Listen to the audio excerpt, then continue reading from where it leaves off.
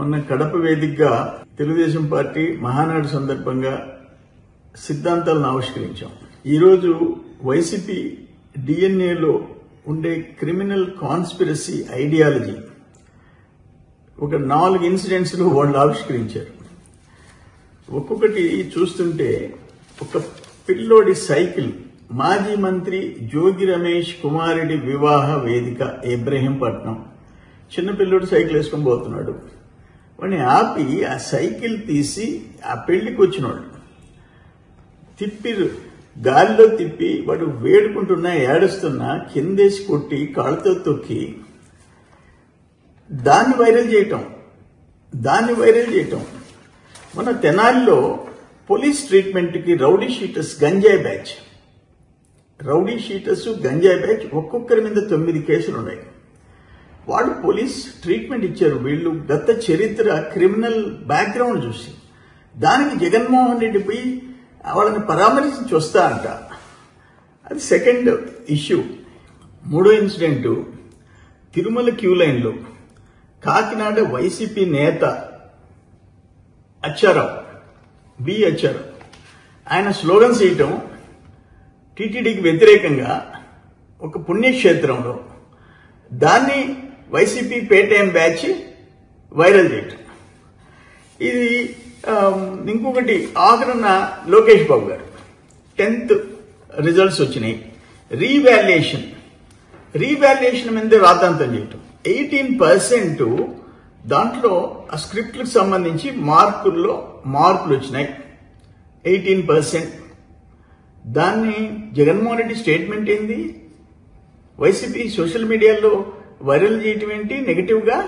నేను అడుగుతుండా, మీ టైంలో 2022లో 41,694 దరఖాస్తులు వస్తే రీవాల్యుయేషన్కి 8,235 స్క్రిప్ట్లు 20% వచ్చింది. 2023లో 61,887 దరఖాస్తులు వస్తే అందులో 10,987 స్క్రిప్ట్లు 18%. మీ టైంలో 24లో 55,930 17%. ఇప్పుడు 25లో 66,363 దరఖాస్తులు వచ్చినాయి. 11,175 స్క్రిప్ట్లు వచ్చినాయి. 18%. అంటే మీ టైంలో 20% రావచ్చు, ఇప్పుడు 18% వచ్చింది. దాన్ని టోటల్గా ఇప్పుడు ఆ టోటల్ 10th క్లాస్ ఇవన్నీ చూస్తే ఈ ఏడాది మొత్తం మూల్యాంకన జరిగిన స్క్రిప్టులలో వ్యత్యాసం గుర్తించింది 0.0006%. 0.0006%. దీన్ని లక్షల మంది విద్యార్థులు మనసుల్లో అనుమానాలు రేకిచ్చే విధంగా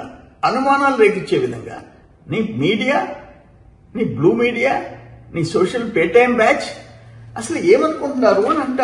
ఈ రాష్ట్రం నాశనం అయిపోవాలా, రాష్ట్రంలో ఏ డిపార్ట్మెంట్ ఏ వ్యవస్థ బాగుండకూడదు. మీ బ్లూ మీడియా పత్రిక చదివితే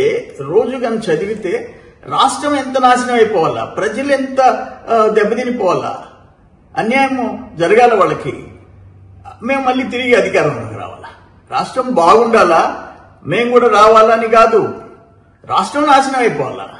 ఇటువంటి దుర్మార్గపు ఆలోచనలు ఒక రాజకీయ పార్టీకి, ఒక ముఖ్యమంత్రిగా పనిచేసినోడికి వస్తున్నాయంటే ఇంతకంటే దురదృష్టం ఇంకోటి ఉంది. అందుకనే ప్రజలు గమనిస్తున్నారు. మిమ్మల్ని ఆఖరణ ఆ సైకిల్తోనే కొట్టారు. మిమ్మల్ని ఇప్పుడు సైకిల్ కింద పడేసి కొట్టారు, ఆ సైకిల్తో పడేసి కొట్టారు. 11 సీట్లకు పరిమితం చేశారు. నీ కడప జిల్లాలో 7 సీట్లు మేము గెలిచాం, 3 సీట్లు. అటువంటిది ఇంత సైకోలుగా మారిపోతే ఎట్టా? ఇంకా బుద్ధి రాదా మీకు? ఎంతమంది తప్పులు చేసిన వాళ్ళు రుజువైపోతుంది. ఒక మద్యం దగ్గర నుంచి, లిక్కర్ స్కాముల దగ్గర నుంచి మిగతా స్కాములు అన్ని బయటపడుతున్నాయి, మైనింగ్ స్కాములు బయటపడుతున్నాయి. వీటి సిగ్గుతో తలదించుకోవాల్సిన వాళ్ళు మీరు ఈ విధంగా ప్రవర్తించడం, రాష్ట్రం దెబ్బతినిపోవాలా, రాష్ట్రం బతికుండకూడదు. మీ సోషల్ మీడియా, మీ బ్లూ మీడియా దురదృష్టం ఇది. ప్రజలు గమనిస్తున్నారు, గుణపాఠం చెప్తారు మీకు. ఇంకా భగవంతుడు ఉన్నాడు పైన, భగవంతుడు ఉన్నాడు. మీరు చేసిన పాపాలు ఒకటే రెండా అనుభవించక తప్పదు.